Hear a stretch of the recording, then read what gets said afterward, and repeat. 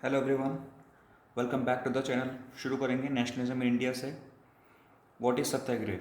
सत्याग्रह क्या है? The idea of satyagraha lay emphasis on the power of truth.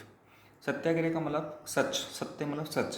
तो जो ये किस बात पर जोर देता है? Lay emphasis on the power of truth, कि सच्चाई कितनी शक्ति है ना, उस बात पे। Which is the very substance of the soul, जो कि सोल का क्या है?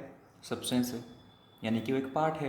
इट स्टेट्स, ये कहता है, if the cause is true, यदि जो कॉज है यानी कि जो कारण है वो आपका जेन्यून है और सच है, ट्रू है, तो there is no need to apply physical force. तो आपको जरूरत ही नहीं है कोई फिजिकल फोर्स अप्लाई करने की to defeat the oppressor, oppressor को डिफीट करने के लिए, हराने के लिए।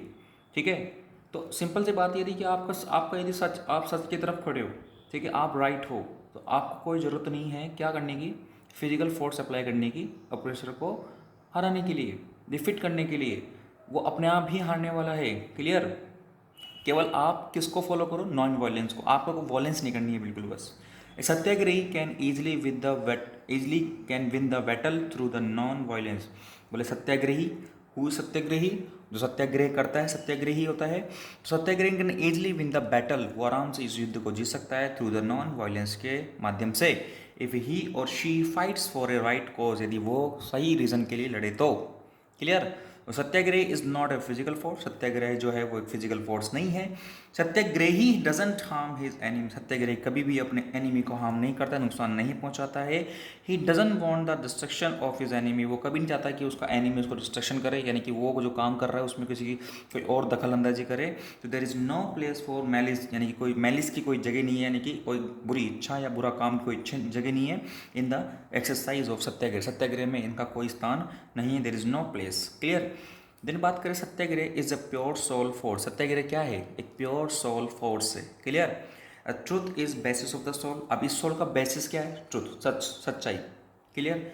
Hence this force is named as satyagraha. तो इसी फोर्स को क्या नाम दिया गया है? सत्याग्रह नाम दिया गया है।